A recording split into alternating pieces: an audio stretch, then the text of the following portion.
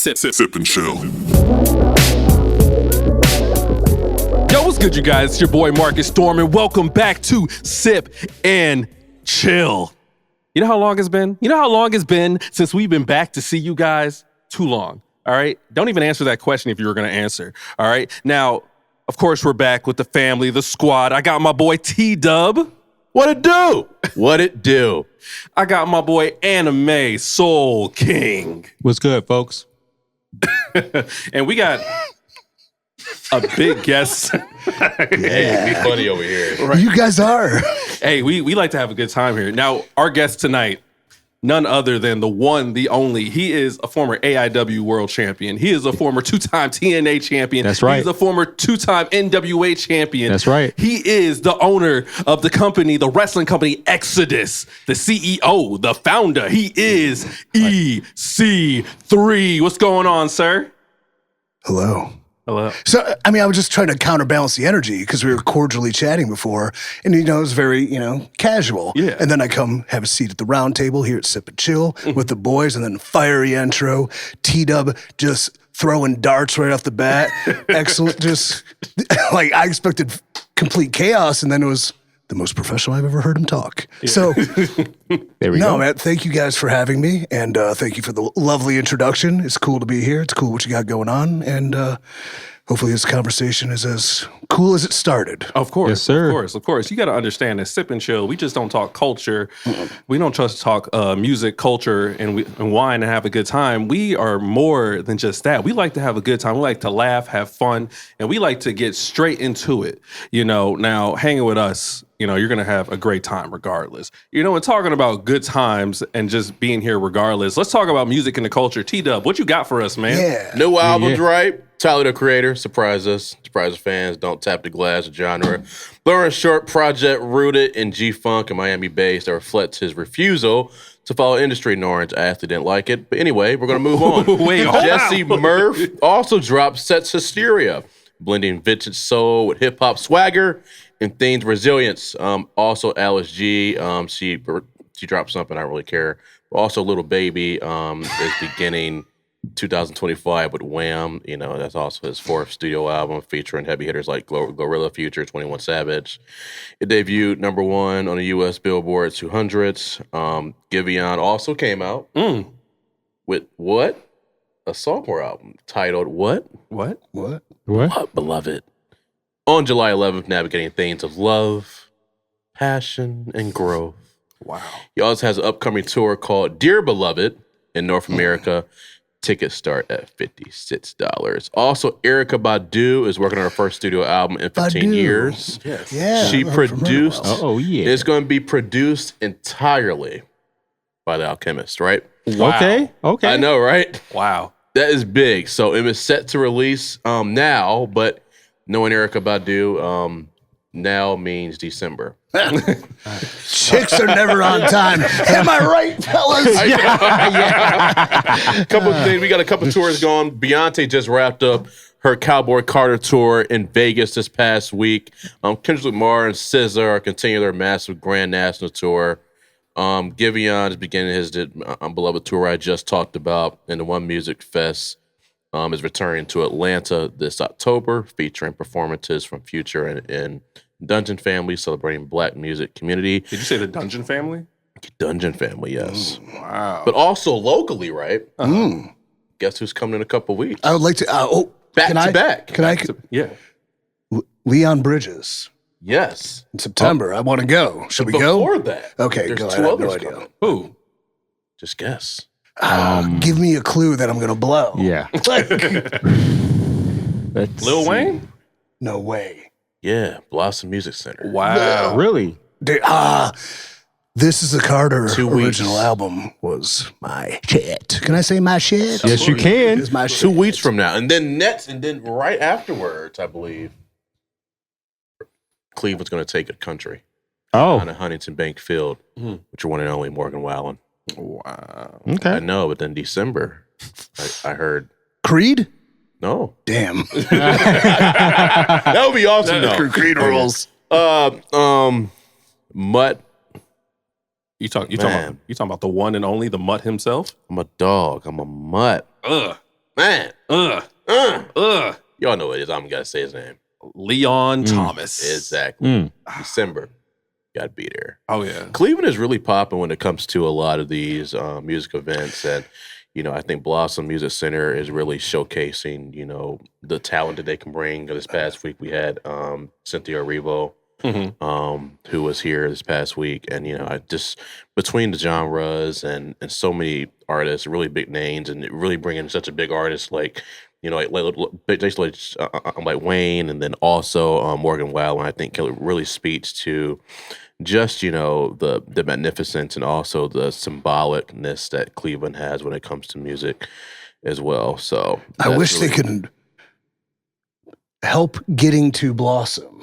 Because going there and leaving, yeah, it's the worst. It keeps me from going sometimes. And if you don't have the best tickets, you better have your launcher with you. Right. Yeah. Well, true. T-Dub, maybe you know this. I'm just total amateur at everything except for what I do, which I do better than anybody, obviously. But wasn't Cleveland kind of taken off the map for concerts? Like major concerts were kind of. It was. Why was that?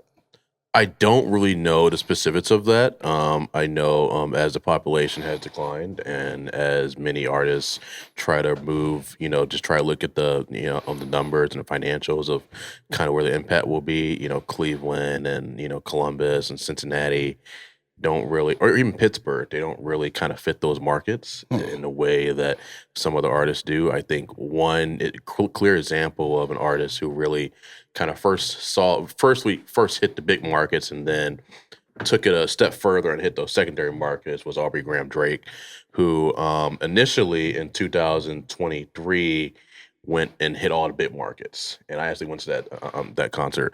And then the following year, he came to all the secondary markets. Okay. And we saw him going to Tampa. We saw him go to Columbus. He came here to Cleveland, which we all went to. Tampa's a secondary market? Well, I guess Miami Tampa is technically a secondary market. Okay. Pittsburgh and things like that. And I think that's kind of reason why it really comes down to financials. Yeah. But also comes down to things like that as well. Also, it comes down to ticket sales. Ticket sales, Heck definitely. Yeah. Some of these artists, that are huge. Like Cleveland is one of these cities where we're blue collar. We like to work hard for everything that we get and everything that we earn. True. Yes, sir. But if the tickets don't sell, then like they'll still come here, but they got to work twice as hard just to entertain us. Yep. Because it's just like for some reason, RC, we are not easily impressed. We're not. In any aspect, creative art, getting somebody like you think about today in modern culture, right? Mm-hmm. Like I could be at home, sitting there, comfort, big ass TV, food. I can pause things, go pee. Like, it takes a lot to get somebody to get out of their seat, to pack up a family or pack up the boys or pack up the chick, whatever, drive through shit, park, pay to park. Oh, honey, you want to go get Sizzler, whatever? You got to feed them, right?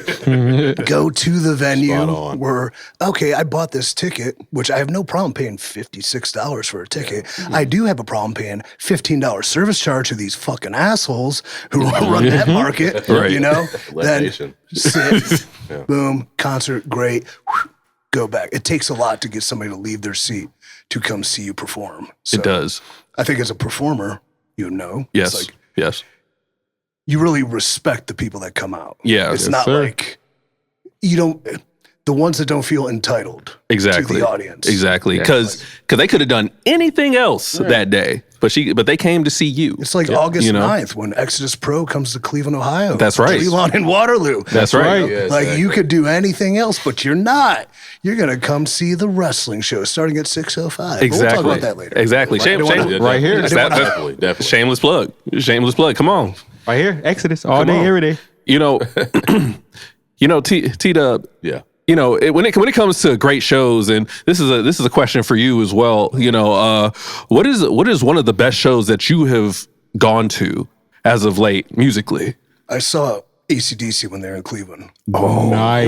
It was cool, but not nearly the time I went to see him in my youth. But what was cool about it was the nostalgia, and I had my uncle and my two cousins who like to do cool things. Right. So, I mean, that was cool. But when Brown Stadium, acoustics kind of sucked.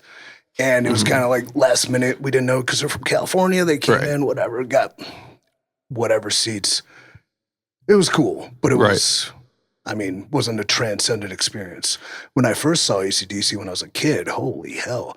I'm flying into LA, but my uncle lives in San Diego, but my dad was a cheap ass, so he bought flights to LA because they were cheaper than San Diego. So my uncle picked us up. He's like, oh, come get you. We're driving back down the 405? I don't know. One of the 405. Going back down to San Diego, and then this is before notifications, cell phones, all that shit, right? Big billboard, AC/DC live, Irvine Music Center, whatever the date was, and that was the day before we leave. And my uncle, who's like a giant kid like me, he's like, we're going to AC/DC. And I'm like, yeah. And then my dad's like, oh, damn it, I should have flown to San Diego. So he doesn't like to do anything. But going there, the venue, like the aesthetic, the act of it, awesome. Angus Young burning down the place. Saw my first boobs live. Like, I remember that forever. Oh, yeah. I always remember your first boobs. Oh, yeah. Nice. Unforgettable moment right there. Do you know the first movie you saw boobs in? Oh, man. I feel like mine was Terminator. Mine was American Pie. American Pie! Yes, those are good ones. American Pie. Those are all I remember. God, she which one? Shannon, right? Yeah. She's still acting. She's still out here. Good. Yeah. Yeah, she's amazing. I saw first boob, I saw second boob in Eminem's 8 Mile. Man, and then 50 Shades of Grey when it came out in high school. Oh, man. That's when you saw second boob? No, I saw like probably fourth. Fourth boob? Yeah. I think I saw... 50 Shades of Grey came out when you were in high school? Yeah. Oh, shit. I dated myself with you young lad. Oh, my God. But that's when Weeknd came out with Earned It. And that was... The Hills. Yeah, The Hills, too. Like, that was my shit. Oh, man. I can watch that movie. I thought it was the stupidest thing when it first came out. But now as I'm older, I'm like, it's actually just a good sit down and like pop some popcorn. Right. It's a grown and sexy type of movie. Yeah, I didn't love to be Christian. I didn't see it, but I didn't care for the lead male. Really? Yeah, I kind of, because I grew up, do you ever see the show Nip Tuck? Yeah. Yep. Yeah. Christian Troy is like was my definition of like sadomasochist fuck fiend. And so like I love the dude. And he just passed away, I think. God. So, but like when I saw the lead come out in 50 Shades of Grey, I'm like, not on my team handsome list. So as a straight heterosexual male, I do have a list of handsome men. You guys are all on it, of course. Oh, well, thank you. Thank you. Thank you. He was nuts. I never saw the movie. Thank you. Thank you. First, Especially you. Yeah. Oh. Yeah. You as well. First, I want to thank God. And, some people say I look like Blair Underwood. Ladies say I look like Michael B. So. I recently been told. Blair. Blair? Yeah. Had a bad rep. It has a little bit of bad rep in the movies. Listen, he might have He's a villain. He might have backhanded a couple. Just backhanded a couple, Where's I've been told I look like Morris Chestnut. That's a whole new thing. I'm like, where? What? Yeah. I don't see it. I don't see You it. look like you have the nickname Chestnut. Yeah. I might have to call you Which which isn't a bad nickname. I think it was cool. Yeah. Chestnut, get over here. So the topic of AC/DC, like, what was about that band in general that drew you to them? Because every song is awesome because they all sound the same. It's like, it's straight adrenaline and testosterone and dopamine in one punch. It doesn't try to overcomplicate itself. It doesn't try to be anything they're not. They're like, we are about to rock, salute us, like so. And then kind of the memories that circulated with my family. Like, Okay. I don't know about you guys, but like what you grew up on with like parents or influential people in your life has kind of become the music taste you have. My dad That's true. My dad's a real huge AC/DC fan. So but it's like my dad hated Pink Floyd, and so I never listened to Pink Floyd. I don't know. If I hate him. Interesting. Why do I? He's like, I hate Pink Floyd. So I grew up going, I hate Pink Floyd. It's interesting you say that because my job where I'm at, the Natural History Museum, we hold a show that's called the Pink Floyd. That's centered and dedicated towards them. So that's pretty interesting. Well, I won't take my dad. I'll say, hey, we're going to see the Thin Lizzy exhibit. You want to go? He's like, hell yeah. I'm like, what the fuck, man? just Pink Floyd just playing in the background. I love Pink Floyd. Like AC/DC is something that I'm not going to go, I don't need to think about. And, you know, as we're creators and things like that, we do a lot of thinking, a lot of contemplating, a lot of like ideas bashing around. Like sometimes you just need to be hit in the head with a hammer and just hear some riffs and just fucking. And frat boys, you ever play Thunderstruck? Thunderstruck. The best drinking game of all time. One of them. You just brought him back to college, man.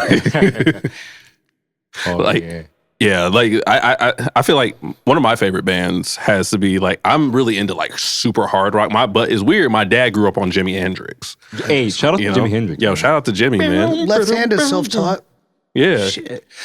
Like AI, right? Scaring everybody, coming up with music, and people are like, oh, they're gonna make fake music now. Exactly. But can they ever capture something like Jimi Hendrix? Nope. No. So like, I think we'll be all right. That reminds me of what's his name? He just he signed an AI artist. Are you talking about what is his name?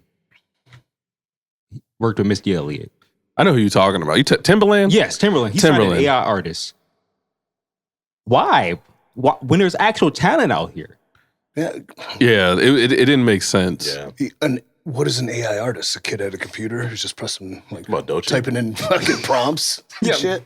Whoops. You call Doechii an AI artist?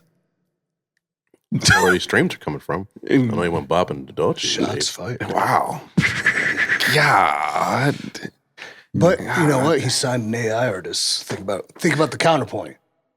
Okay. If he signed Stevie Face, man, I don't know, whatever, would we be sitting here talking about it? Nope. No. We'd be talking. So sometimes the decisions are for the true. Understandable. Yeah. Okay. So I got to tell y'all this band before we get to our next topic. I like, as I said, I like that hard rock. I like Good Charlotte. Oh, no. Listen, I got to get you hip. I like Good Charlotte. I'm sorry. My grandmother loves Kiss. I like Kiss too. You know, I saw Kiss's last tour in 1997. It wasn't their last tour. Dad, we got to go to we got to go to Kiss. It's their last time. He's like, no, it's not their line. I'm like, Dad, take me to Kiss. I was in 7th grade. All right, so I went to Kiss. I got a stupid Kiss Army hat I never wore. But yeah, it wasn't the last tour. That's like memorabilia, though. That is. Now, what about Fleetwood Mac? Oh, rules. Oh, man, I could listen to that thing. The chain will unchain my soul. She really made the niggas that got cheated on, that she got cheated on with, right? She wrote the song to make them sing. That's about them. Didn't she do that? Yes, I think she did. That's true. That's insane. There's a wild yet story. inspiring. Like, I want to do that. Like, what? Put the bitch on blast? Yeah, I'm cool with that. Yeah, I mean, I do that now, but it's just like, that's true. Yeah. Own it. Own it. And then you know what? You reassert power. Yeah. And I'm cool with that. Yeah. You know, as creators, we express ourselves in different ways. That's right. Express yourself. There you go. Express yourself. Yes. I have the least amount of soul here. I'm not going to try to sing. You got AC/DC. You're on my side already. Right. I have a question. Yeah. So you've had so many different songs, like different variants of your theme song. Yeah. Who's the artists that have worked on your songs? That's a good question. Well, there's a local dude, Tommy Schaffner, 216, who crafted a couple of my beats, my jams. Back in the day when I was like NXT and WWE developmental, the second time, like just whatever, the random song, GQ, but whatever. So it didn't matter. When I went to TNA though, like I lucked out with a fucking banger. Dude. Right? Yeah, like I am the top one. No, that was a WWE song. Oh! Trouble, it's TNA. Oh, Trouble. Yeah. You know what's crazy? I've had that song in my cell phone on like repeat anytime like I'm just in a gym or just vibing out. That was like one of my favorite songs. It's a bop. But that song was Dixie Carter, my aunt, the owner of TNA at the time. Her husband was in the music business, Serge, and then him and his partner cooked that one up, and like that was something that just worked out because it wasn't like, do you want to like pick your like a list of songs? They're like, what do you think of this? And I went boom. I'm like, oh my god, yep, that's good. Let's go. The WWE version. I forget the company's name, but they're not working for them anymore. The top 1%. But I kind of gave them an idea and gave them the old song. We're like, can we get some riffs from here, but kind of evolve it into your vision of it? And they're like, yeah, dude, cool. And I'm like, can I write the lyrics? And they're like, yeah, dude, cool. So I wrote the lyrics of the song. Okay. But You're a writer? I'm writing a book. No, I know that. I'm talking about songwriter. No, I'm not. Well, he is a songwriter. I think if you can just put pencil to paper, you can write anything. But I would say an amateur songwriter. I actually wrote a song about a dog. It's called Good Ass Dog. I love that. Can we hear it? But like, can we hear that song? I can pull up the lyrics in a second, but behind the scenes of Good Ass Is that on Dog. Apple Music? No, it's not. But I did AI it. AI it. So I was on a spiritual journey with a bunch of dudes, a bunch of men, like guys that are coming in to heal, right? And by spiritual, I obviously mean psychedelic. So, but it was not like we're gonna go do drugs. It was like this retreat, Rising Ridge in Oklahoma, totally professionally contained, holistic, gentlemen, men, grown men, like coming together, healing. And then so the next day after we did the journey, like we're just kind of outside, and this dog, like from the sun, this golden retriever just starts running to him. Like, whose dog is this? I'm like, nobody knows. This dog just showed up, like a good ass dog, and we kept calling it Good Ass Dog. So we wrote a song about it. Good ass And dog. Rising Ridge still has Good Ass Dog hanging out every day. So he found a home. Life's cool like that. Wow, that's amazing. Like, yeah. That's amazing. Then, I'm still trying to find a song. oh, it's not a real one. Oh, He ain't write it yet. I'll bust it out. But okay, Tommy Schaffner. So WWE, leaving that. You guys ever watch Westworld? I've heard of Yes. Yeah, No. they had Raji. I don't know his last name. Is a composer, but covered Heart-Shaped Box by Nirvana for the show. His name is R-A-G-I. He's really like a film composer, and then he also covered one of Kanye's songs, and they're awesome, but they're like piano based and covered, and it's just the instrumentals. So I was like, take this and make it kind of based on my old shit. So Tommy Schaffner did that. Same thing with the Overman theme. So I just kind of like, if you have a creator that you trust, you throw them the idea and like let you create. Here's what I think. Here's my vision. But like, you're the pro. So I'm trusting you with it. And they always turn out good. Yes, sir. You let the creators create, man. Yes. My favorite version is the Control Your Narrative. That's on rule. That was definitely the cover version. Yes. Like, Yes. Wow. I haven't heard that in a while, and it fucking hits. It's on my phone. Yeah, good man. We might have to play that during the break when we edit everything, man. Yes, sir. Yeah, no, that's dope. That's dope. So Dude, it's a banger. Any song Catchy. that EC3 has had, it's a banger. Can I play it in my car? Yes, you can. yeah, we Especially if you want to chill and vibe. My sunroof open? Yes. yes. My windows down? Yes. Okay. You sound like the host of 107.3 The Wave right now. 107. 7.3 The Wave.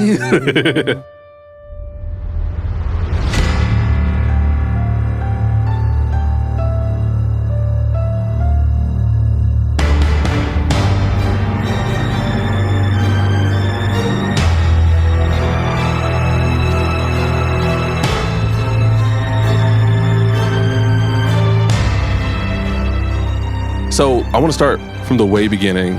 I want to get into what got you in the wrestling business. Let's take it back to 2002. Take it back to 2002. Let's see. Graduating high school, fake going to college. I mean, wrestling was what started me, like any person that probably misguided childhood ambition, but it kind of carried over. Because even when you're a kid, yeah, wrestling school. When you're in high school, maybe not. But in high school, I loved wrestling. And then I had wrestling friends, and then I had like the party friends. But then they all merged together because I'm just a joiner of people. Right. But so Backyard wrestled in high school. I don't recommend it. In fact, if you need training, I'm opening up training in Eastlake, Ohio. So stay tuned for the info on that. But Yes, sir. Yep. So 2002, kind of like I got trained by. Do you know who J Rock is? Yes, J I've Rock heard. Daddy. Yeah. So he's been around for a while in Cleveland. Then Eddie Edwards was his partner. He opened a school. Eddie Edwards, really? right. Yeah, not the Eddie Edwards. Ah, This conniving little twerp with fucking. Not Eddie Edwards, cool dude from TNA that likes to party like me. oh, okay. But so, yeah, when they opened a school, I started training as an independent wrestler, and that was the start. Wow. So you Humble beginnings, certainly. so you joined Ohio Valley Wrestling in 2007, right? 6. So Six, if we're alright. looking at Wikipedia, everything's a lie. I Or didn't there's get it, like some sort of truths I can build in. But Ohio Valley Wrestling at the time was like the WWE's developmental territory. Yeah, Yeah. The minor league system, if you will, for those that that. don't know. But they also had the option, like, to train in their beginner or intermediate sort of class. But I wanted to be around the action. So, like anybody I tell, creator, a pursuer of dreams, like sometimes you just gotta leave. Right. That's why I tell a lot of people that are trying to wrestle too. Like, well, I got trained here. Yeah, but like, where have you gone and where have you expanded to? Well, come to Cleveland. I've changed people's lives. But going down to OVW, you were kind of in the mix with what was going on with the WWE prospects, Right. but you weren't one. And so it was just another continuing education. Actually had what would have been my big break. And then in the match, I blew my knee out and had to come back home and have surgery. But Wow. That's so that, like, at that time, I was in between, like, I'm going to college, I'm kind of not. One day, I'm just like, fuck it, I'm going all in. And that's what moved me down to Kentucky. nice. Shit. Well, since we're talking about humble beginnings, I do recall that you've had some encounters with M Dog Matt Cross and Johnny Yeah. Gargano. Yeah. Oh, yeah. So you know, Johnny's doing great. M-Dog, living legend. yes, he is. I haven't talked to him in a while. I should. He's still around here, Yeah, I believe. Yeah. Maybe I should have him come to Exodus. I'm sure he'd like that. That'd be But like, yeah, like Cleveland was cool because we had some fairly decent people that did some pretty decent things in wrestling. Like, short of, you got the Miz, came from Cleveland, yeah. yes, sir. Dolph Ziggler, Right.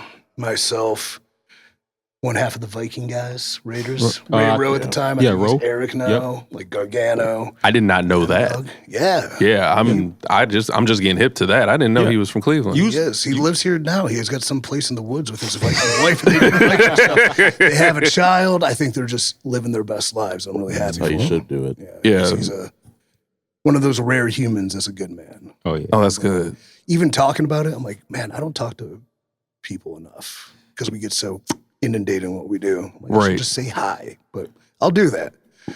So yeah, who else came from Cleveland? There's I mean- know Alexa Bliss is from, I think, Columbus. Columbus. Yeah. Moxley's from Moxley's from Cincinnati. Cincinnati. From Cincinnati. I'm missing one or two kind of high level names. Candice LeRae. Candice LeRae's from Cleveland. No, Yeah. I thought she's not from I Cleveland. don't think she's from here. I think she Okay. moved here with With Johnny. John Okay. Boy. Yeah, I think so. Yeah. Isn't Macho Man Randy Savage from here? He played in the Cincinnati minor league system baseball. Yeah. I don't think he's from Cleveland direct. Yeah, I thought he was from Cleveland. But maybe. I would know that, I think. Like, Yeah. Macho Man's from my town, I think I would say it. You're right. Oh, yeah. But I Yeah. could be wrong. I would hate to play trivia and I say, what wrestler's from Cleveland? I was like, Brooklyn Brawler. And it's like, sir, it's in the name.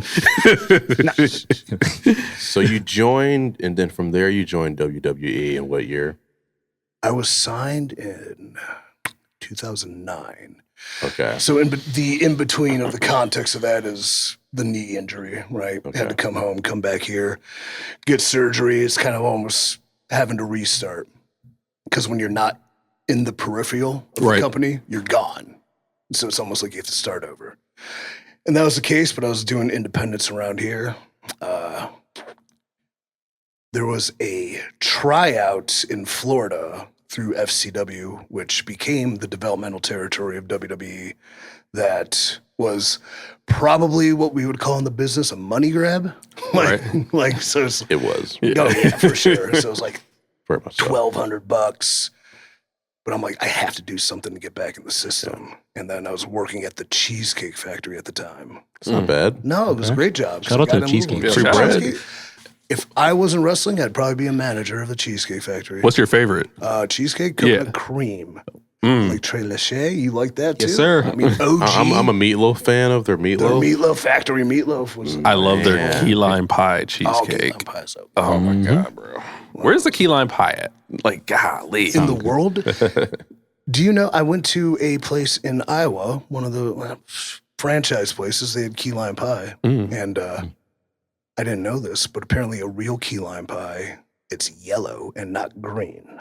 I didn't know I that. did not know that either. Didn't know that. Some new information. Let's Bringing take some sweet knowledge to you. dropping Anyway, gems. Yep. So got to save up a bunch of money, dude. I worked double shifts, I think, for like 2 or 3 weeks straight to save up for this. But since you can only work so many hours, I was like tricking people into let me clock into them. So we're getting their 40 hours. Yeah. Oh fuck! But flew down there because I only bought a one way. Did the tryout, wild, and like it wasn't money. There was like 60 or 70 people. Like 58 shouldn't even be in a ring. But doing the thing, and they're like, "We're gonna sign somebody from this training camp, probably to prove that it wasn't a money grab, even though it was." And so, do you guys know who John Laurinaitis is? Yes. sir. Yes. So you know, Yeah. you've heard about an old Johnny. Yeah. We've heard about Johnny. Well, kid, you know, everyone does a good John voice, but he comes in and is like, "We're gonna sign one person from this tryout," and you know, so I'm like, and dude, I showed out. Like there was no like fucking promo, look, wrestling, like I did everything. There was a dude there who legitimately thought, and I'm not lying, like this is not an exaggeration, that he was John Cena. To the point of like, it's not like I really like Cena or I want to be Cena. It's like I am John Cena. Hey, what's your name? okay. John Cena. And then just took his money. All right, whatever, dude. It's hilarious. But the funny thing about it was, because we had this like 4 days down there, John Cena came by and like sat and like kind of chatted up with everybody.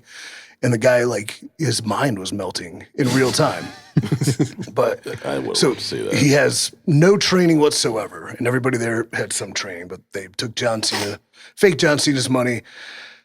And I'm like, for anybody trying to make it in anything, how do you stand out? Be an AI artist. I don't know. You have to do something. Right. And sometimes it's not like what you want to do. But I'm doing a match for him. No, this John Cena was like in the ring doing this match. But before he goes in the ring, I grab him and I go, "Hey man, you know how to do the attitude adjustment?" And he's like, "Yeah, of course, I'm John Cena." Like, no, you don't know what the fuck you're doing. But like, the coaches were just laughing at this guy the whole time, and they were putting him through the ringer and just like, "Okay, John, hit the 5 knuckles. There you go." You know, giving him shit, having fun, making themselves laugh. And then when he was in the ring, like I just jumped out of the chair and over the barricade and I slid in. I'm like, "Give me the attitude adjustment." I swung a clothesline and he picked me up, this untrained guy who could have broken my fucking neck. But whatever, you got to stand out. And then like I could see the coaches like, "Oh my God." But he drops me with an attitude adjustment, and I lived to tell about it. But like whatever it took to stand out, I would do. Anyways, Laurinaitis comes back. We're giving somebody a job from this one. I'm like, and my real name starts with an M, Michael. Yeah. But he goes, and that person is, and I'm like, fucking nailed it. Matt Walsh. And I'm like, what? Matt Walsh. Matt Walsh. Wow. Now, like Matt Walsh, good guy, probably will watch this. We're still cordially friends. But dude had no wrestling experience, had nothing like John Laurinaitis' like reasoning for it was like, we're going to show how great this system works and take somebody with no experience and turn them into a star. Love Matt, but he didn't become a star. But so did everything I could, invested everything I had, worked my ass off for my whole life to get there, whatever, this tryout, one job, doesn't happen. I'm like, fuck. Like, so I had to drive back to Florida in my buddy's moving truck because he was moving his mom's stuff from Florida to Ohio. I was in the back of a truck sniffing gasoline, wanting to die, literally and in every way possible. Because oh my God, what have I done? My life.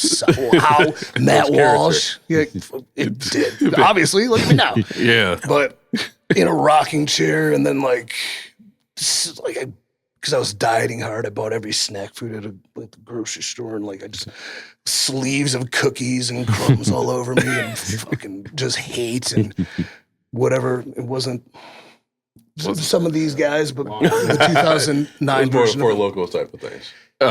Talking about Yeah. hammered. Yeah. Fucking hell. We But get get back to normal life, back to the Cheesecake Factory. A couple weeks go by, waiting on this table. And then my phone buzzes.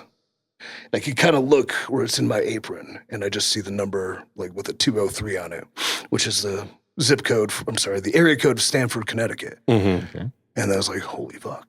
Oh yeah. And I'm taking their order, and they're like, yeah, maybe the factory meatloaf, what does that come with? I'm like, I gotta go. And I ran away from the table, took the call, got offered the developmental contract. Wow. Yeah, it was That's cool. amazing. Nice. Come back to the table.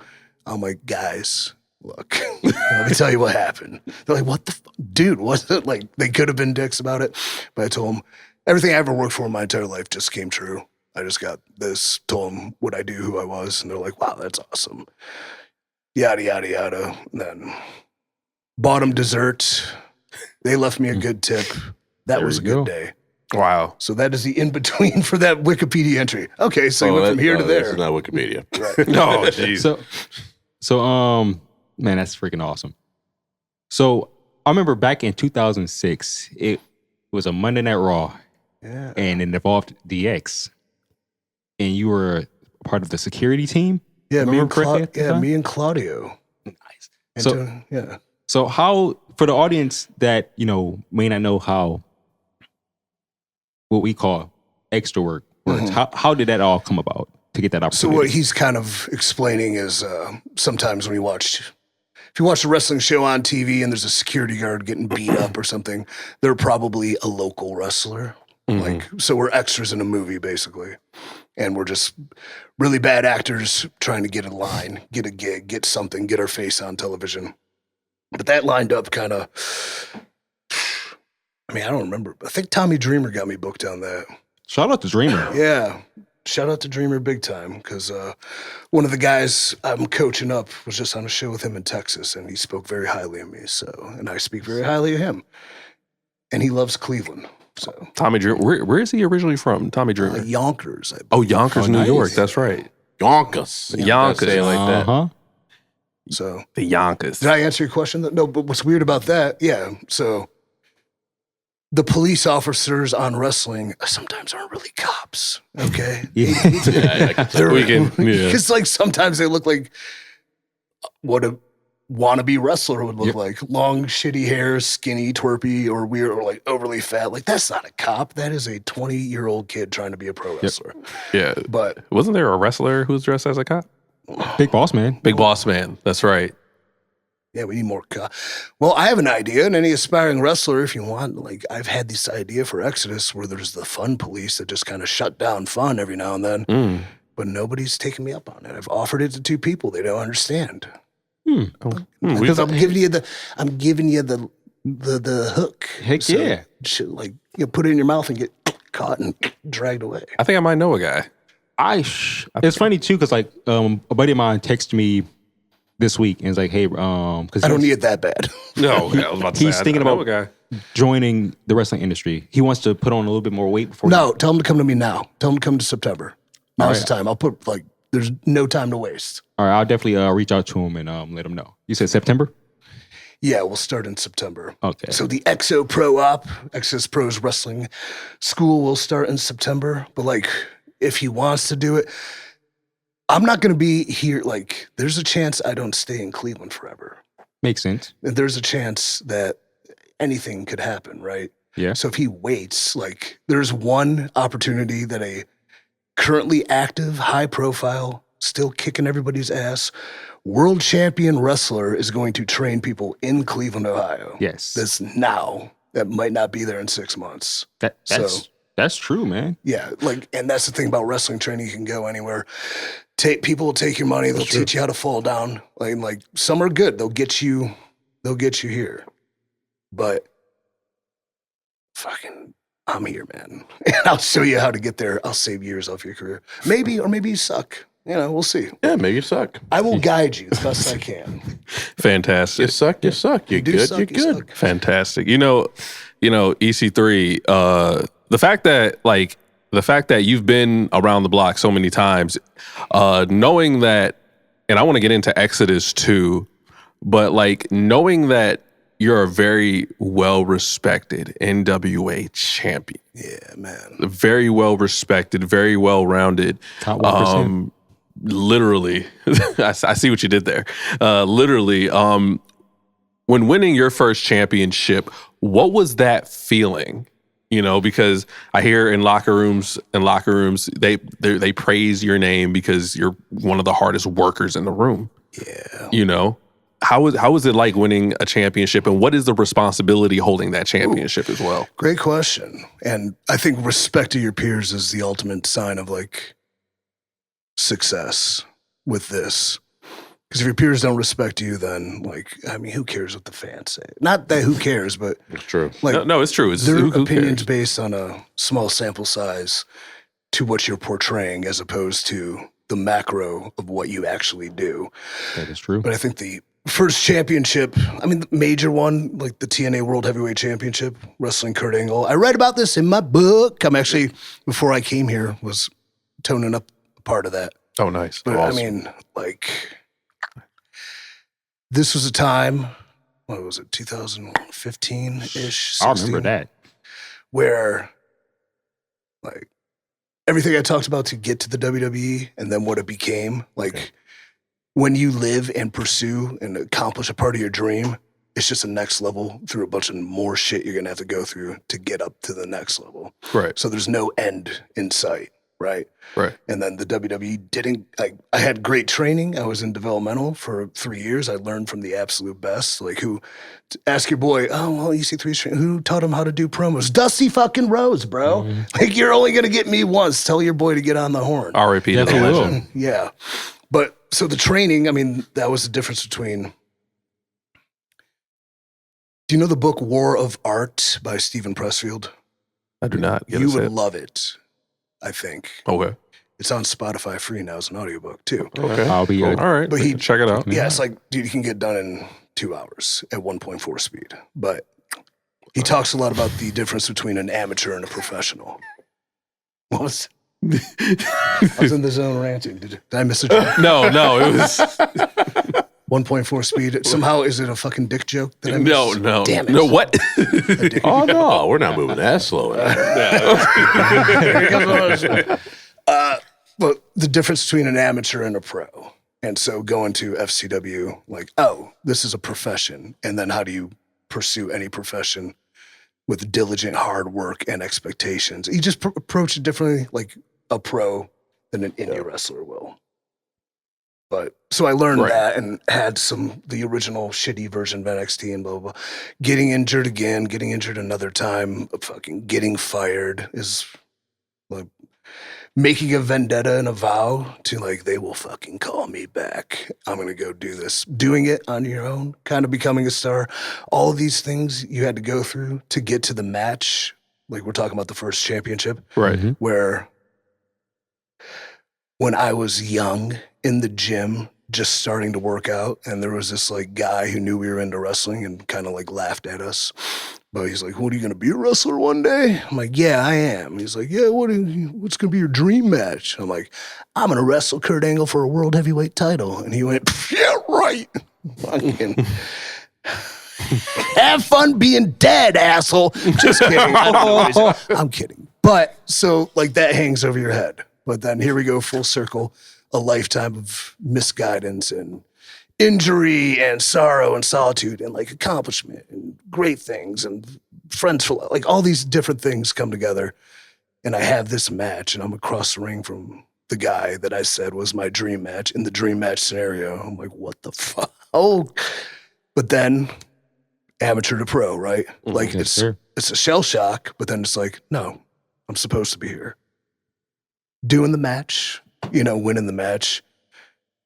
It was really a culmination of a lot of a life journey all in one night. Mhm. Sometimes I get misty talking about it, so I'm gonna try not to. But like after the match, like EC3, the character, and the real me too. Like I'm kind of a prick. I'm kind of eccentric, kind of an a-hole. So the crowd is booing because the bad guy won. But they kind of respect it too, which is okay because I don't care if I'm liked. I care more if I'm respected. Right. No, facts. That is true. Facts. Very true. Yes. Facts. Camera cuts, TV's over, but I had my old man, my mom, my girl there. Just hug it out. Yeah. Sir. And it was what I will call in the book a perfect moment. And you don't get many of them, but Yeah. the ones you get, you remember. Oh, for sure. For sure. Talking about the perfect moment, I just want to jump back into the music real quick. yeah. That perfect moment can be built within your entrances, especially when you're holding that championship, because music defines us. It's universal. Dude, You know, you're so right. it defines us. It's universal.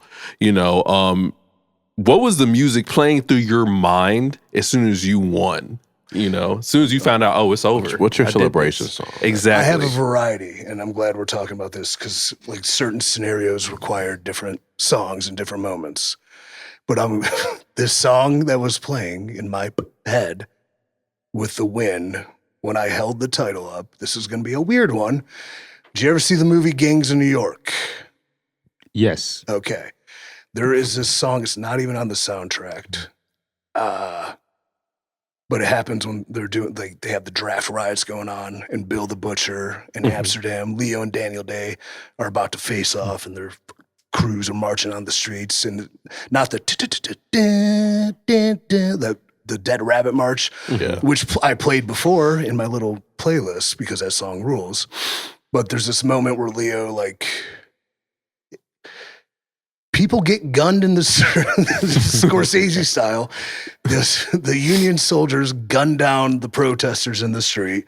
There's this big catastrophic bloodshed, pools of blood, boots stepping in it. This song is just so fucking good, but it's like kind of Irishy shit. I don't know.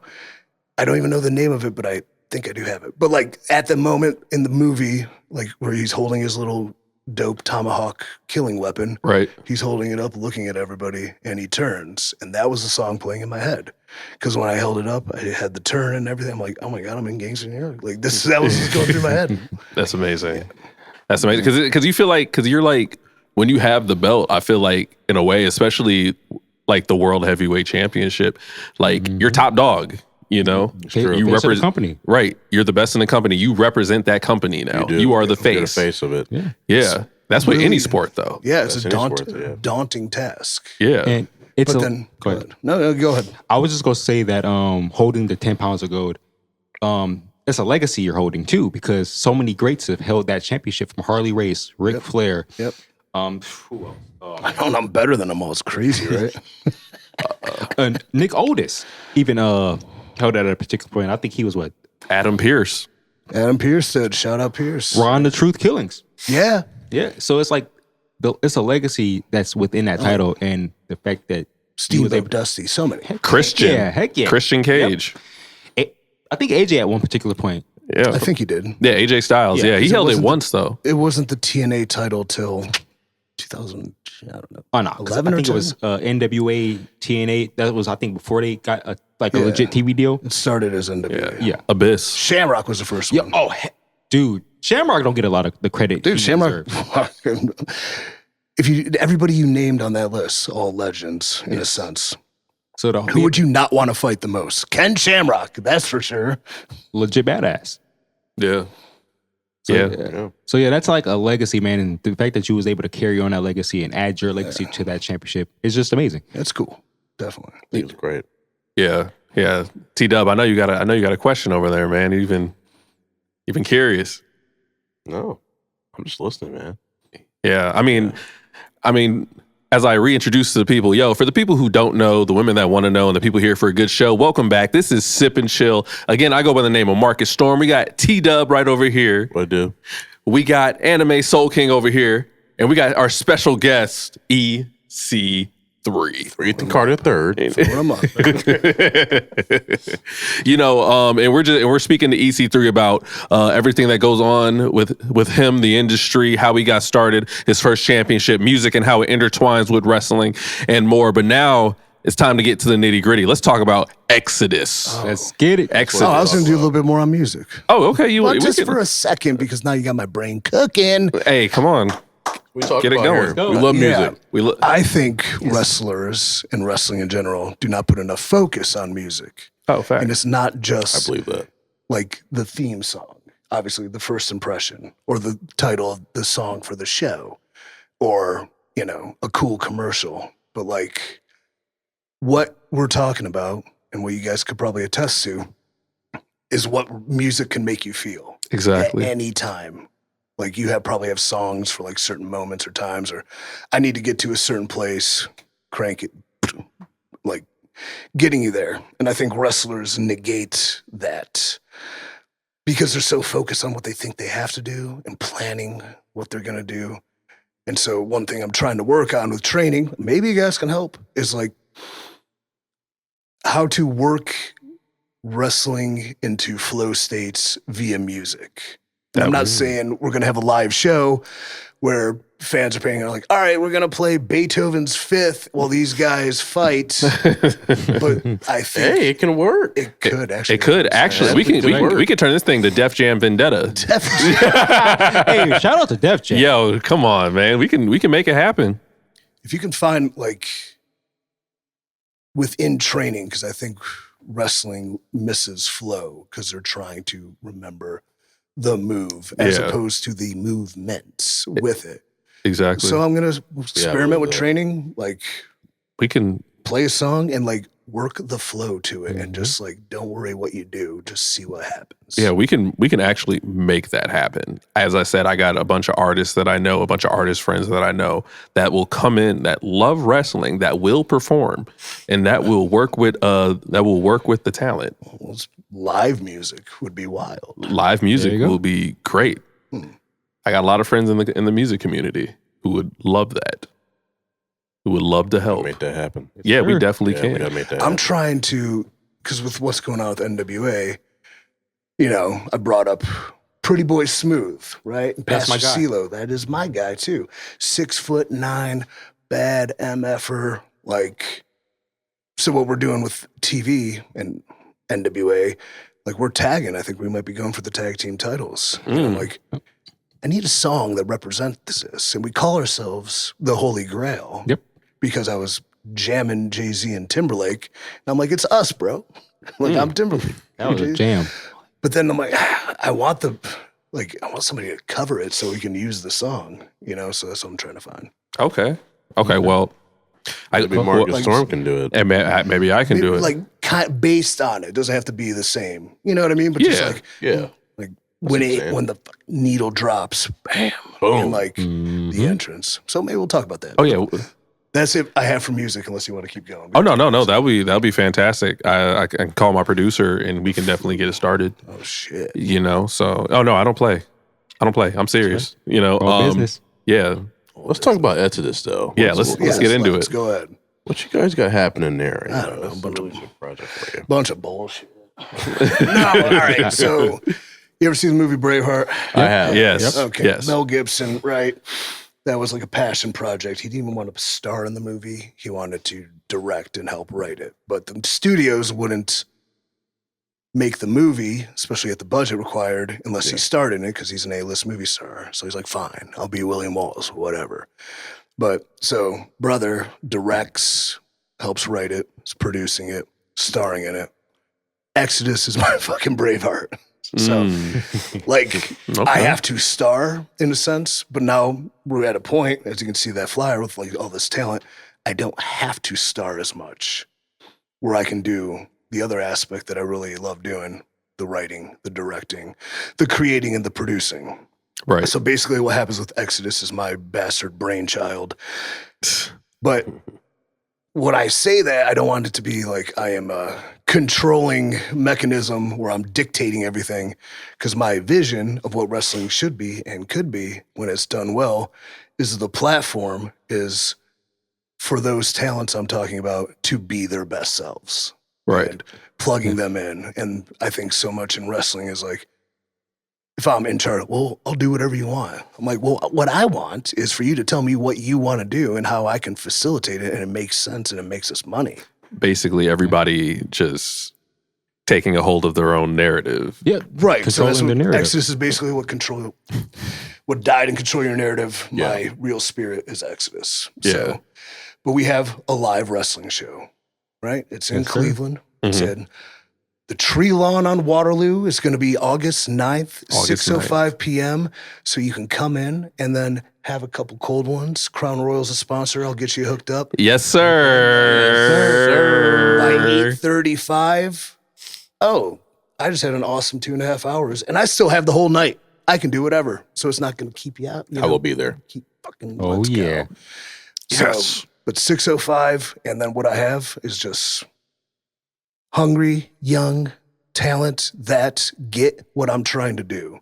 So there's no amateurs. Everybody on there, I entrust, and like I'm teaching them how to be a pro, and by teaching them, I'm guiding them. Really, they're figuring it out themselves. For sure. That's what I. Look forward to it. For sure. You come off as this leader, EC3, who really wants to guide the masses. And like the product that you do have, first off, congratulations on the TV deal. By the way, congratulations. Congratulations. Definitely. I actually did facilitate the Roku conversation initially. I don't know if anybody knows that. Nobody. Yeah. I don't know if did, Billy told yeah. anybody. Did you? Know? I mean, it's definitely huge though. Hey. You know, amazing. and the fact that like you're building something bigger than yourself with Exodus, and it's the fact that you're bringing your people, the people that you entrust, you know, and you're giving them a chance for not just a spotlight, but some of the wrestlers that we did talk about at our event, by the way, which was fantastic. We got to get that Crown Royal belt. I loved watching with you too because they had it on the TV, and I'm getting your guys' perspectives, which is necessary for me to be able to create better. Right. Because, like I know what I like. True. What do you like? I think it was Beretta, Strictly Business brand Beretta. You're like, this dude's a badass. I'm Yeah. like, okay. Yeah, I'm and- getting that. And then you got me hips. His name is Slade. Slade. Yeah. Yeah. Slade. He's an interesting cat, man. He's one dimensional. Yeah. And it's, Okay. We'll leave that there. yeah. But he looks great. Yeah, no, he definitely you is, know. and it's just like it's just like he's fluent in the ring, and it's just like there's something I can't put my finger on it. There's something interesting about this guy. There's a lot of like the intangibles that you can't name. It's what we call in the business it. Yeah. It's You don't know what it is, but when you see it, you recognize it. you know, and it's an indescribable feeling. You guys have it in the wrestling industry. We have it in the music industry. What do you call it? in You music? know, It. the it, It's the it's it the factor. right? Really, it is. It's him, them, her. Him. Like it's the it. Who's you got know? the most it you've seen in music? in music? Living. Living right now. Because you guys like Michael Jackson's probably up. Oh, Michael Jackson. He's Prince- one of my influences. Prince is the biggest it of all time. I love yeah. Prince, man. He's awesome. Man, straight Do you man know- in heels. His vault apparently cutout contains jeans? Thousands of like thousands and thousands of Really? unheard music. unreleased. Yes. Like I don't know why his estate won't put it out. I They mean, just won't.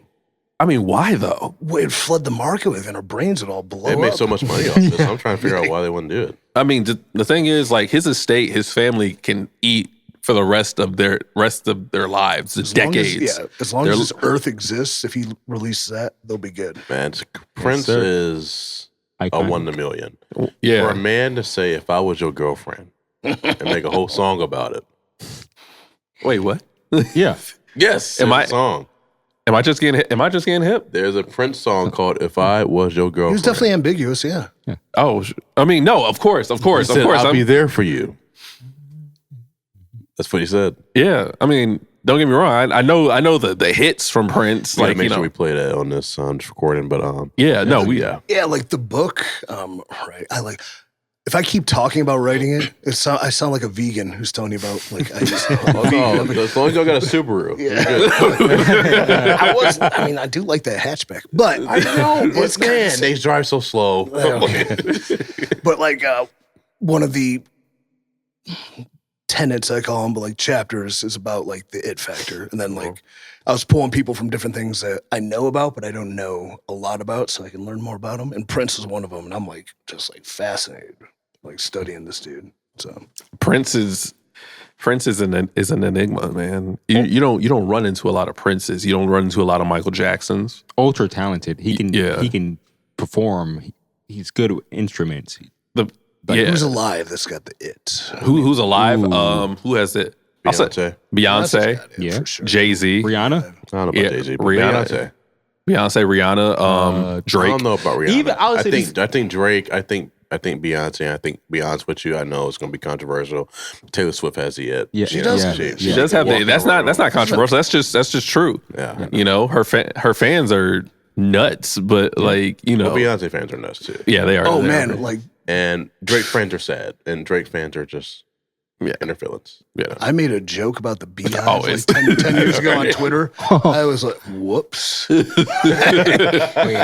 Never again. No, like the beehive will come for you. Well, that's why you got to get the spray. You know. Yeah. Hey spray 'em now. away. Well, what is that spray made of, though? Nicki Minaj fans. There you go. Oh no, Carrie Hilson fans. And that's been Sip and Chill, everybody. Good night. You're gonna get us canceled. You're gonna get attacked by the beehive. Let me handle it. Kanye's got it. So. No, Oh man, I love that new album. Did you listen to any of the other songs? I did listen to the new album. There's Yes, a couple. there's a couple that He are always like make me want to go to the African American History Museum. Yes, but it takes some time though, like with his newer stuff, to like really feel it. Like I remember Life of Pablo for some reason. Life of Pablo Life of Pablo was amazing. 20 Hours is my favorite. Yo, 30 hours, by the way. Oh, yeah. It's 30 hours. The track sorry, with him 30 and hours. Andre 3 Stacks. Life of the Party. It was amazing. I love that song. But like when I first listened to the album, I was like, eh.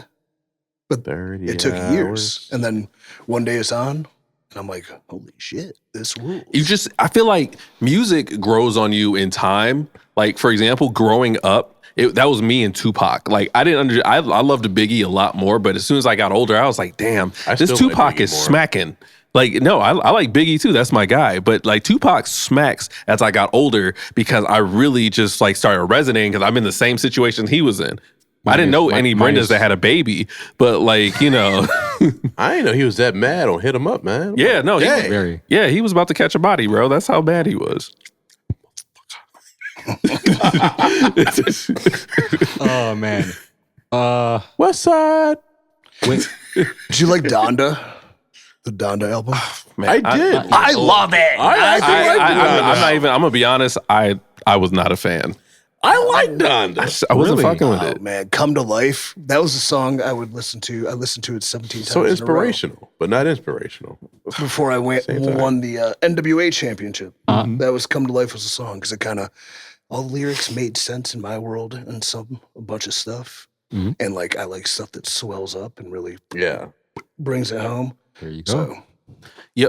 So Things that start a conversation. I do like things to start a conversation. Yeah. Me too.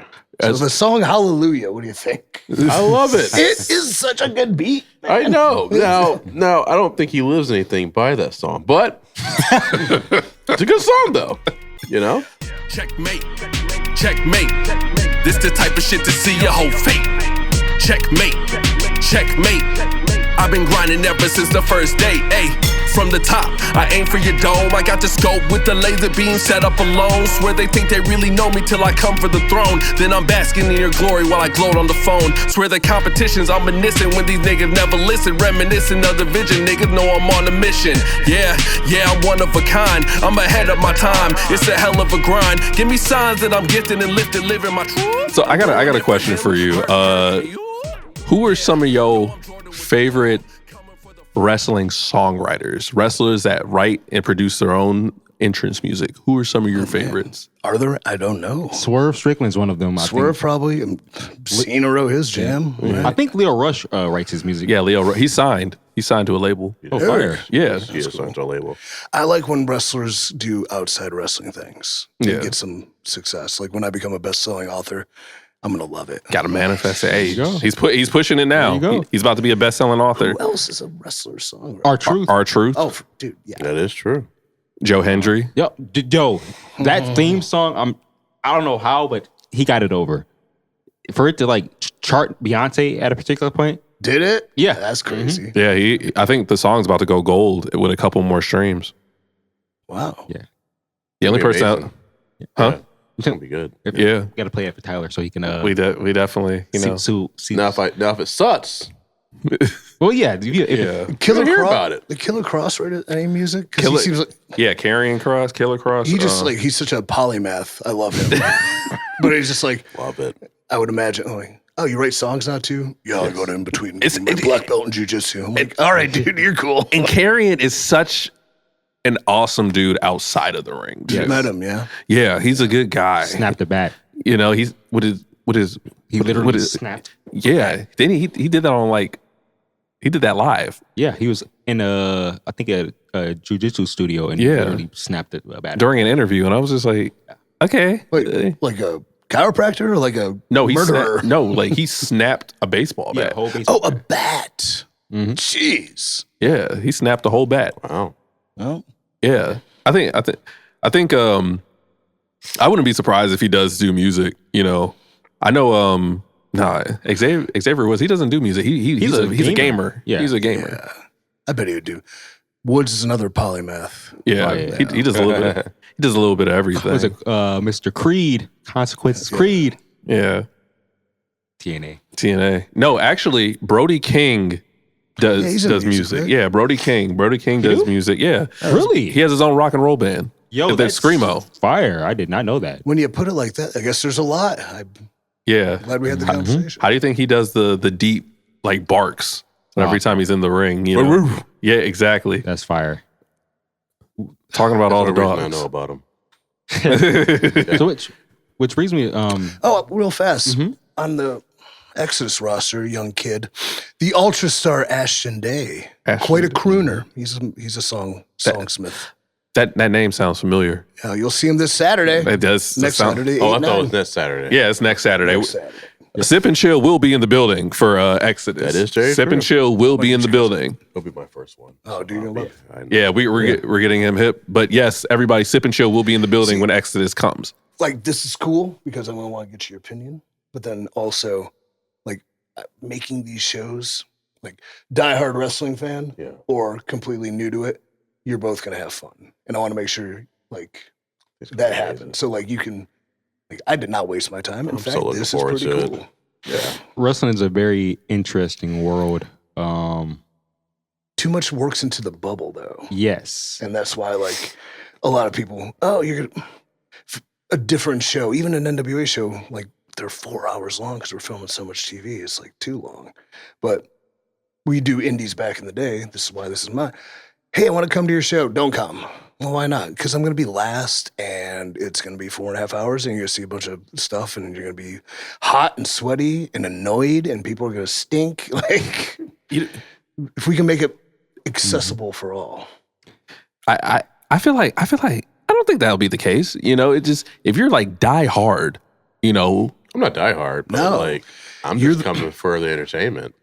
You're the ones I want because the diehards are always going to be there. Before we jumped on, like we talked about how the wrestling fans are complaining about this. It's like, Some popcorn. yeah, I've never met a group of advocates for something they love so much, hate it all the time when it's like that hardcore fan base. But I never read comic books either, and I don't go on Reddit, so I don't know. There's probably a bunch of things that hate the things they love. It's true. But like getting your opinion and your enjoyment, and like, dude, that was for sure worth $20. You know? Oh, heck yeah. Yeah, that's true. Right. Go ahead, T. Let's switch gears a little bit. Let's put in neutral. Oh. Maybe drive or maybe reverse. Marcus Storm, you asked about the T app. Yes, we What talked. is happening With the T app. The T app. So What's T? one of our questions, well, not even a question. It's gonna be questioning. There was an incident where your boy Marcus Storm was found on Are We Dating the Same Guy? On Facebook. On Facebook, a private group where girls discuss if you're dating the same guy. He gets what I'm talking about. What did you say? Oh, come on. What did you think of the episode, man? It was right? Yeah. I know, right? But a little bit of history about this. Yeah. Yeah. So the T app is basically a woman-only app launched in 2023. A lot of people think it was launched this year.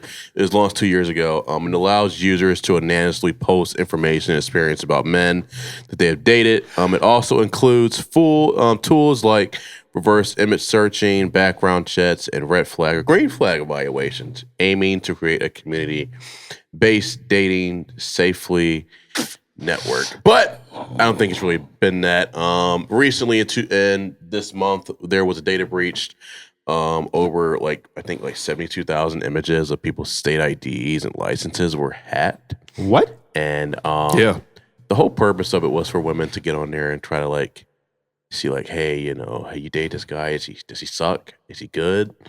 And it kind of comes full circle to the point where their whole, their actual personal information is being leaked. And, you kind of get to the point what's the purpose of the app? Do you think it's helping? Do you think it's just a discourse? What are your thoughts on it? I'm glad you asked because I just heard about someone who was new to this. Yeah. And not a app dater. All right, so women will go onto the T app and vet a guy. So let's say hypothetically Marcus is hey, is this guy cool? And then people that have dated Marcus can go, yeah, he's cool, or no, he's not cool. I don't understand how it works because something obviously didn't work between you and the woman on the T app. Yeah. So she's probably going to be he sucks. He doesn't shut up about music. It's so annoying. How can you get a real and you're going to agree. Yeah. I feel it's slanted into the negative. How are you going to get a just review? Oh, no, he's great. It just didn't work out. And so if I'm a woman, oh, he's great. It didn't work out. What I'm thinking is, oh, so maybe you're just being nice and he actually sucks. Because if he was great, it would probably work out. Right? Am I off base? Sound like it makes a lot of sense. He's very much on base. It's basically a platform where it also, I hate to bring race to this, but I'm going to have to because so this app was started by a white person, a white man. Oh! And they found out that most of the users on the platform are African American or Black women. Really? Yes. So it's kind of counterintuitive in a way. But men featured on the app have expressed outrage over harassment and reputational harm. Some commentators in men's rights communities have labeled the app a tool for doxing and harassment, and it's not genuinely accountable. And a law professor also analyzed it, and critics have framed the episode as an example of digital misogyny and a broader cultural dysfunction around privacy and safety online legally. We're all fellas here, right? Yeah, sir. Yeah. If we had a secret little app where we just talked about dating chicks, I don't think that thing would last without a goddamn fucking pitchforks and torches. Oh yeah, outside of our definitely. little studio here, Right. So, yeah. So I just feel like at the end of the day, because I want to round table this. I want to talk about this. Yeah. Because because the thing is, the feature they have is green flags for the guy, but then they have red flags for the guy. Because there are girls on there who just genuinely just don't like the guy, and they'll just put red flags for no reason. For sure. But also there's also girls that'll be like, oh no, he's genuinely a good guy. Green flags. Yeah, his dick doesn't work. That's why we're not dating. He's gonna go for a honey. Yeah, just Hey, girls hate each other too sometimes. So they're probably oh yeah, he's a real good guy. I'm just saying, my thing is just And I saw how you panned that camera, by the way. It was just making my face. I'm just like, but it's just like, Hey, you feel pointed out or something? no, Okay. because it's just like twice. I got girlfriends. No. I've got girlfriends who I've seen, who have showed me like, why is this dude on this app? I was like, first off, what is this? And then 2, like, why is he texting you this? And then 3, why did you put him on this app knowing it could damage his reputation? How do you, as a woman, find a guy? Like, I'm dating Marcus over here. Like, how am I going to hop on the T app? Like, do I describe you? I mean, no, they area literally code take your based? picture and they put you on the app. Oh, that's not right. Yeah, no, they literally take your picture. Is he good? We should He lives at 5321 Main Street. Like, Main Street. we should get that app banned. Yeah, maybe. Hey, Something. I don't want to get my house burned down, so I'll just leave that out of my wheelhouse. Trust me, all I'm saying is this isn't the first. Trust me, I'm gonna be honest with you. This isn't the first girl who's gotten mad at me and has thrown me on an app. This isn't the first. Probably won't be the last. Hey, as long as I'm not on it, man. Tyler, we'll have to talk about that later because But like, Oh, damn. yeah, Tyler, you're good, man. You're good. I hope none of us are on that app. I agree. I stay off the grid. Yeah, no, Staying off the grid is the best. It is. Honestly. God damn it. it is crazy if you found one of your wrestlers, your talent on the T app. Just like, You know what? Maybe I need to sign up. yeah. Talking about. Okay. There we go. Just be like, God damn, his boy slays on the app, and it's just like girls Red are just flag, red flag, red flag, red. They're like 5 red One-dimensional. flags. One, Undimensional. Jesus, it's just like he won't even hear me out, and it's just like, That's funny you said he won't hear me out. oh, Because he's deaf. are you, Yeah, Slade's wait, deaf. That's why it's like he's Man, he's part deaf. really? that's wild. Wait, are you serious? Are you Are you dead ass? Are you that's kidding? 100%. Like, Yeah, that's okay. That's why I was very intrigued to like build him because I had like some good ideas for it. Oh, seems great. Interesting. He won't be on the show. He's on the flyer. He's not on the show. Can we? Oh. He won't be on the show. Not the 9th. Why not? Well, he doesn't. Because he claims he's needed somewhere else. So which let's Where would that be? discuss that. Somewhere in Pittsburgh. Oh, another booking? Yeah. Can you hear? Isn't he originally from Pittsburgh? Mm-hmm. Oh, Can you hear them in Pittsburgh? We can actually talk about him because he can't hear us because he's deaf. I'm kidding. yeah. No, it's like it was an intriguing thing. And I like, built this idea, like the single do the noise, cool ass name. But whatever, man, go have fun in Pittsburgh. I don't Single care. do the noise. Well, isn't it a music term? Single to noise. No, I don't think that's. Okay. Oh no. I'm trying to think of the word because I know what you're talking about. I know what you're talking about. I can't think of the word right now. But yeah, Slade's for sure on the T app. Oh yeah. Am I gonna He's find probably on the T app. Am I gonna find my girl Marty Bell on the T app? Maybe. Since we're Oh, on, remember, she's dating uh-oh. Lord Crew. No. I know. Dude, Crew's awesome, though. He seems like a good guy. I'd put him on the... No, he doesn't. You put him on the T app. Yeah, it'll be like really sweet spin kick, cool tattoos. Cool tattoo. Team handsome for sure. That's Yeah. what I put on workers. Speaking of the topic of dating, let the audience know like how tough is it to really maintain a relationship with someone that is not really involved in wrestling? Dude, I'm different. So the only real tangible relationship I can claim kind of worked because of not being in the business, because it was able to disconnect from the shit you go through within Understandable. it, where it doesn't follow you around or you're not talking about it all the time. But also she had a deep appreciation for it, and she's cool enough where I can bring her, I'm gonna go do the Sip and Chill podcast. She can sit here, and then about 10 minutes into it, you'd be like, she would be in here talking. So she was like, so that worked for that aspect. Within it for me is way harder because I don't want to be inundated by it all the time. And so, yeah, I don't want to divulge anymore because someone will watch this and be like, oh my God, is he talking about me? So any relationship's hard to maintain with trust and love and genuine connection. And I think I don't think people are able to handle that everything is not perfect too. And That's true. instead of the like working on it, it's more so nope. At least the short term ones. I guess the boundaries is important to set. Mm-hmm. Oh, you gotta set healthy boundaries. You have Definitely. Definitely. You'll let your career consume yourself.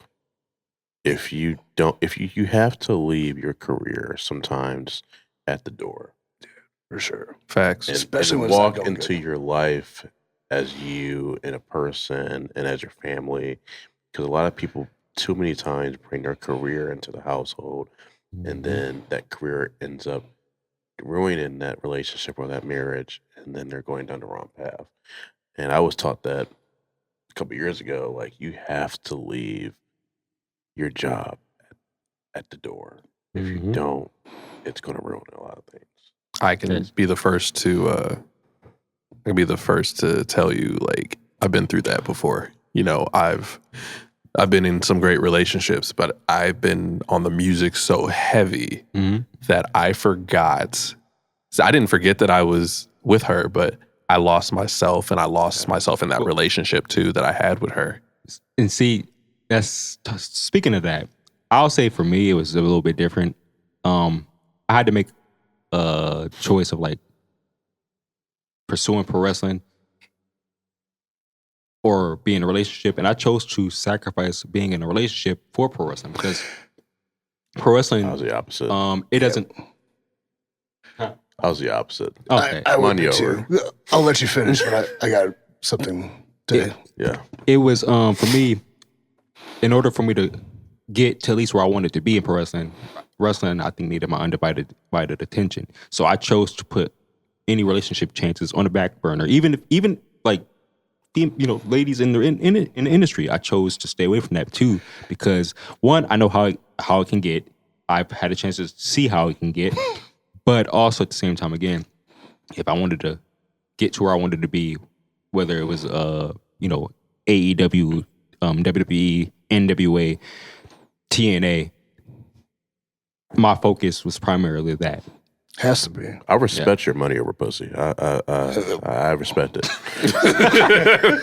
Deja fucking vu. The thing about it, though, like if you went the other route and I will be in this relationship instead of pursue, you would resent her because it shouldn't have to be a choice. It should be a support mechanism for you. Right. And I would think, in my studies of the world, a man has to pursue a purpose. And a great female partner, or any partner in that case, has to support it. But if you're not pursuing something that you're passionate about or purposeful for, you won't have the respect. Even if like, it's me or the business. And you're like, see ya. Usually, they'll probably be like, oh shit. Hey, I didn't mean it because I'm a woman and I'm emotional. But like, yeah, you can't forego a purpose for a relationship, or I don't think it'll work. Right. Agreed. I feel like, I'm always willing to fight for the woman of my dreams or the woman in my life. Depends on how long she's been there. But my thing is I'll fight for you, but I ain't gonna wrestle you now, because it's just like, if you want to leave, then leave. But understand what we're pursuing is bigger than us, and the fact that we're working to not just make a living, but we're trying to enjoy something we love and show our legacies and our kids that there's more to life than just the backyard and what they see. It means a lot to us, and the people who are meant to be there in our lives will stay there, but the people who feel like they gotta go, then it was nice. It was nice knowing you. But if you're willing to come on this journey with me and be patient with me, as I'll be patient with you, then we can definitely make something happen. Support's mutual too. Exactly. It's like whatever you want to do. Right. The feeling's mutual. We could, like you mentioned, definitely get super lost in it. And it's on us to kind of figure out how to balance that or set time aside, which I had definitely trouble doing too. So I get it, but rather have that than the other, I think. Yeah. And another thing when it comes to like, I'll say this too regarding like the wrestling industry. This is something I still carry with me to this day. And I think it's what got me through pro wrestling, despite like what goes on in the world, I didn't lose myself. I stayed true to who I was. Being a good human, which is a motto that's used throughout pro wrestling and even life. Be a good human and it'll take you a long way. And I stuck on that narrow path of being a good person, good human, and stayed out of like anything that was going to disrupt my energy. And doing that was the best thing because, like I said, I've been able to earn the respect of my peers, and I've never stepped on any toes, never burned any bridges. Always showed respect where respect was due, and Well, you got to step on some toes to make it, though, buddy. You gotta step on some toes. You gotta put some people's heads down. Yeah, a little bit. You gotta knock some people out the way to get what you want. Sometimes It is Robert a F. weird Smith, balance. billionaire black man, told me that. Sometimes you gotta knock some people out the way to get where you need to be. That is true. That is very true. You know the term politics in wrestling, right? Yes. Well, let's has- talk about it. yeah, Can we it talk has- about that? Yeah, let's talk about it. It has a negative, so I'm going to look at it differently. But based on what he said, T-Dubs dropping fucking heat. Come on, man. Like, Ain't nothing new. That ain't nothing new for I T-Dub. know, man. I'm Politics. just always just lighting up the fire, man. it has a negative connotation because it's like everything you read on the net. Oh, he's politicking and he got this because he politic. Like, what's the real purpose of politics in a grand scheme of things? You are trying to convince somebody, a voter, a boss, you are the best person for the job or the position. So it's not necessarily a bad thing. There's bad politics and how you go about it, but overall, we can't look at it as like, oh, well, I'm not playing politics. Well, then you're gonna lose. Yeah. Yeah. Like, so politics That's about sometimes is right. like throwing yourself in there and saying, this is why I'm better. This is why I'm right. You mentioned like, the energy you keep too. This business has a fucking notorious and probably more so in music maybe of tearing away that energy. 'Cause Yes. so much bad happens Yes. and there's so much Yeah. ulterior motives and backstabbing and conniving and fucking snake shit. Oh yeah. Mm-hmm. So Yeah. People will switch up on you in an instant, especially if they see the opportunity. Especially if it presents itself. I experienced that shit this year. And I don't forget about stuff like that, and I do address it. do you forgive? Oh, of course not. You don't forgive? So it depends on the situation. It depends on the situation. I think that lessens your heart sometimes. Yeah, it's just like if I forgive you, I don't forget. Of course. I don't forget. Don't forget, but always be able to. Yeah, my thing is the one thing that I've done this year that I knew that I had to stop doing, that I started doing this summer, I stopped giving second chances. Big, because Yeah.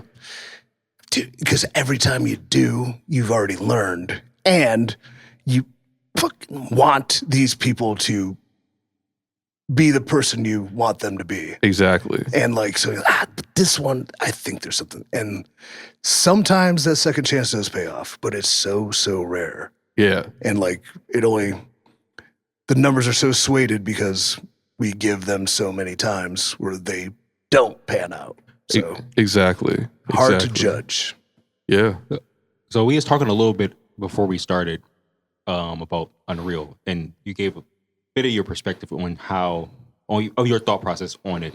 For the public, would you like to share anything as far as Well, the like, concept? explain to them Unreal. So WWE has a show, it's called Unreal, right? And it's kind of a behind the scenes, behind the curtain breakdown of what's taking place. Is that correct to say? Correct. Mm-hmm. And then he was asking me about it, and like, people love behind the scenes things. Like, I Right. love let's look in the studio. What are they talking about? Let's see the first draft of this. Like behind the kayfabe, basically. Yeah, that's cool. Wrestling has that weird it's a dichotomy, I don't know, but like, they're portraying entertainment as though it is to be real. At first it was competitive sport. Now everyone's pretty hip to the game that it is entertainment based, predetermined in a sense. I would do it a little more creative to not totally give a way. I just think there's a creative way to possibly discuss the backstage happenings to allow fans to have a sense of disbelief still, because I think that's what makes wrestling intriguing, because though it may be entertainment, sometimes the shit does get real. And then That is true. what you don't, and when you don't know, like that's where you get the best reactions and the best intrigue, and people are talking the most when they don't quite know. What is that supposed to happen? I don't know. We'll talk about it. So if you give it all away, yeah, I would do it differently. That's it. I feel like the locker room, growing up and learning about the business, through Xavier, just watching and all that. Locker room is probably one of y'all's most sacred like spots, and you guys just, have fun, fool around, and, just can be human, can be yourselves. What's one locker room moment that you've had at Exodus, TNA, NWA that you'll never forget? Oh, man. The one thing I'm not great at is like telling locker room stories. Not that I can, like, what is popping into my mind? I mean, like, how do I explain the dickless man in 20? Like, I can't. Short of before people had phone protectors, somebody kept grabbing phones and taking pictures and changing their backgrounds to the dickless man, which was, you didn't know who his face was, but you definitely knew he didn't have a dick. How did it look? What else? I mean, all right, here's one. TNA show. We were in Pittsburgh, but the night before we were in, where's WVU at? WVU, you talking about? The college. Yeah. Oh, West Virginia. West Virginia University. Yeah. The main city, but we had a show there, and we just got hammered. Like we were college. Hey. No, it was like dive bars and things like that. Man. And then this one fan comes in, and he's just like, dude, I got my own bar. I'll open up for you guys. All right, we got people will be there, chicks. And we're like, yeah, let's go. And like he opens the basement bar up for us. And there's nobody. It was totally closed. But like we're like, all right, we're just gonna drink all your booze because you brought us down here. And we're just a fucking mess. And like falling asleep in this like 5 a.m., 6 a.m. I remember finally like opening the door, and when the sun hits you, you're like, oh my God. And we got to wrestle today? Holy shit. So drive up to Pittsburgh. We're all just slosh and a mess. And I had to do like an autograph thing first. So I get in there late and I walk into that locker room, and it was like a military hospital of like right after a battle, which just got everybody like no movement, like stunk. That was fun. Yeah. We had good times. That's good. That's definitely a good Sounds time. amazing. No cameras in there either. No cameras. Sounds great. Oh, even better. It's just like you Just got grown, like just pathetic. We were just like, terrible people. World War II, it's just like you just got hit by a grenade. right. Half your jaw is just broken off. Man, imagine being a fan too, paying money to go see the show in Pittsburgh that night, and these wrestlers just was like, hilarious. just slosh. just no movement whatsoever. Hit the ropes, and then you're just like, oh, God. Whoop, to win over the ropes. Actually. Great. Oh man, wrestling after parties are amazing. I've been to a couple, and they're pretty chill. You took me to my first one. Hey, find me You get sloshed? Find me an Exodus Pro sponsor that we can host their after party, because I'll bring them a ton of business. Ooh, okay. We go to Frank and Tony's in Willoughby after the show, and I don't like it. What about Academy Tavern? The Academy Tavern? The Academy Tavern. It sounds like an academically good choice. It's very academically, and our boy Jesse likes to hang out there too. Does he? Yeah. See, I asked him, I'm like, where should we go? And he's like, oh. He knows. He does know. He knows. Okay. Where's the Academy? Academy is it's on Larchmere in Shaker Heights, Ohio. Cleveland. Cleveland. Yeah. The one thing would be distance from the show to where people are going to. Where most of the people you feel are coming from? As far as fans or the boys? The fans. The fans, I feel, come from the east side. Oh, so Academy works. Yeah, Academy. Okay. Academy. You just let them. You just let them know that they're there, and on the east side of Cleveland, it's a huge wrestling fan presence. They got really good quesadillas. Yeah, they got great wings too. And it's great hospitality. Yeah. Do they serve food late on a Saturday? We'll find out. Actually, yes. They stop at 12. Stop at 11. 12. See, that's They do? damn fats. They serve that if we- slop up all night. Talk to somebody, see if make something happen. See if we can make an exception. You know, all you got to do is just bring an event, bring it to the forefront, bring it to the owner, Chris. Shout out to Chris, by the way. Oh, Chris. Yeah, shout out to Chris. You like money? Hey, he Chris on loves the beats, man, on the turntable. on the turntables. He loves money. He loves music. And if you come through, more money. yeah, it's gonna be an incredible time. But you guys, it's about that time. What? Already? It's been an hour 20, man. Man, we've been having so much fun. We have been Heck having yeah. so much fun. What time is it? It's like, No, I mean, what time? Like, it's that time. I thought there was like a big event. oh no, It's that time to wrap it up. Oh, no. I thought it was like Yeah. a sip and chill, like, and here's like the bonus round. the bonus round. That'd be great. But we're just not there yet. You know what you should call it? What? Last call, duh. There we go. Last call, God, hosted by that's- T-Dub. I like that, yo. Uh-oh. We might need a segment for the I last call. know we may need a segment for that. I gotta ask this. You know, this is my traditional thing. I love to do this. Yeah. When it comes to the world of professional wrestling, EC3, Yeah. who is on your Mount Rushmore? Oh, man. Good. All right. Okay. What are the criteria, right? Is like, What criteria? it's got to be, last thing, like match quality is not like something, but like everybody mentioned has had great matches. So I'm not doing a work rate Mount Rushmore. We're talking impact on the industry. Yep. You got to put the late Hulk Hogan. Yeah. Yeah. Rest in peace. And then like, this is where it sucks so bad. Cause like, there's a Flair, there's a spot for Michaels, there's a spot for Taker, there's a spot for Austin, there's a spot for The Rock, there's a spot for Cena, there's a spot for Orton, there's a spot for like there's so many, and there's I get 4 like overall impact. I think you gotta go Hogan. So Austin's run being shorter than most kind of hurts because he'd definitely be in it, Okay. but like because of his neck injury. Yeah. So it's like Austin or Rock. Austin had more in wrestling at the time, but Rock has had more overall impact in like everything he's doing. Yeah. Bad question. Hogan, Flair,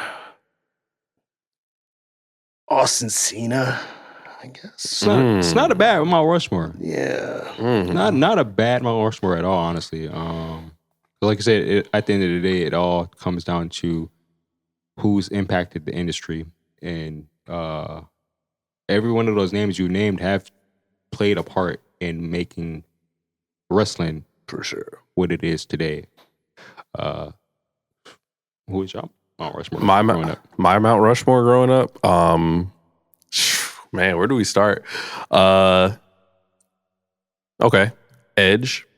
You think you know him? Yeah, bam, bam, bam, bam. Are we talking childhood nostalgia, personal feelings? I'm talking about like greats, like The Edge is great. yeah. I'm talking about rated R superstar Edge, like when Edge did the bad deed with another lady, you know. Live sex celebration with Lita. I Yeah, remember basically. that. Yeah, Man, that yeah. live on the Yeah, wall. he came up short that night, but it's okay. Randy Orton, Dude, Orton is so effing good. he is, and he makes it look easy too. You know, Edge, Randy. My next one is actually like a female. You know,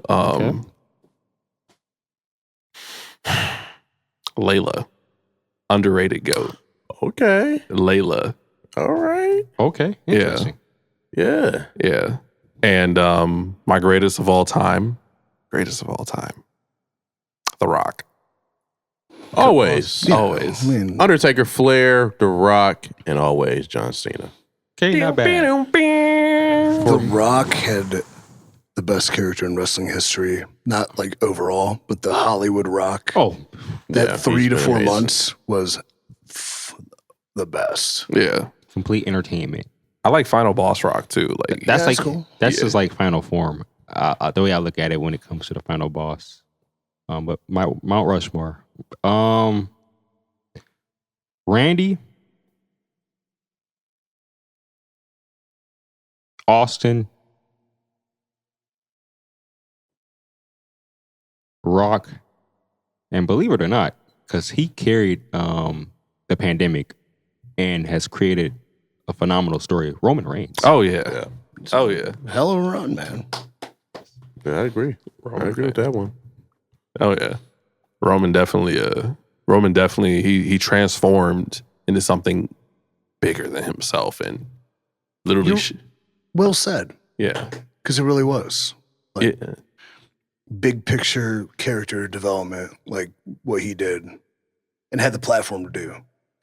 Like it wasn't, not now because TKO is awesome. I don't, just in case I got to work there. But Vince would have a way of messing up things that are organic or cool. Or Roman, I don't know what he had to dodge creatively, probably some wacky dumb shit because that was coming, but he got out of it and he had that one of the best runs in wrestling history, that title run. That's true. What do you say? Yeah. Sucker for was it sucker for Suffering Succotash. The That was when he was, Exactly. Yeah. Yeah. that's when he was big, smiling. That was rough. And it's just like you can tell by Roman's character, like he wasn't the good guy type of guy. He was like he was a heel. He played a natural heel. And he can be a good guy because you like him because he's kicking bad guys' ass. Exactly. That is the issue with wrestling, and this will be my final rant, is authenticity. And that's what we try to do with Exodus. Like, I make sure everybody on this show is their authentic self. That's the biggest deal for me because that's where you get the best wrestling. That's right. And then, so Roman, inauthentic. Suffering Succotash. What the who would say, why? What? Why? No, Roman, like, taking 40 minutes to enter the ring, slow as hell, wearing the lays, like, looking like a stud. That's authentic. Yeah. Yes, sir. Yeah. Stallion. Complete stallion. That was good wording. If I was on the T-app, actually, I'd give him a bunch of red flags so I'd have them all to myself. Yeah. All right. Oh man. All right. Well, this was an amazing episode. EC3, thank you for coming through, man. Thank you. Again, thank you for coming through. You are now a Sip and Chill alum. Yeah. Let the people know where they can find you in this amazing event that you have going on. Cool. Social medias at The Real EC3, TheReal EC3. You know why it's The Real EC3? Why? Because when Instagram started, I don't know, whatever the hell I had it, but then my girl brought up, you ever see Drake's dad on Instagram? Yeah. And I said, no. And then showed me The Real Dennis G, I think it was. I'm like, oh, I'll just be The Real EC3. So that's where that came from. At Exo Pro Wrestling, Exodus Pro, exoprowrestling.com. I think our Twitter's different than our Instagram, but it's Exo Pro Wrestling. 8-9, August 9th, we'll be at the Tree Lawn in Cleveland, Ohio. The Sip and Chill boys are going to be there. EC3 is going to be running day the long. show. I guarantee if you fork down $20 for a ticket, you're going to have a hell of a good time. And it definitely will. And it definitely will. Gentlemen, do we got any announcements? Because I got one. Well, We're going to Leon Bridges? Yes, You wanna together go? as a let's do it. squad. Let's do it. Yeah. honestly, I'll say this. For the guys that don't know, EC3 will be opening up a school. So if you guys are out there that want to become professional wrestlers, commentators, ring announcers, referees, whatever of the sort, EC3, Exodus Pro Wrestling is where to go. Thank you. I forgot. Yes, I am. Exactly. I know he wanted to say this himself, but I feel like I need to do it myself. Yes. Yeah. Because you shouldn't be telling your story. Someone else needs to tell it. That's true. Let's congratulate Marcus Storm, aka Marcel Deer, on being named the 2025 Who's Who in Black Cleveland, Ohio. All right, let's give it a hand up. All right.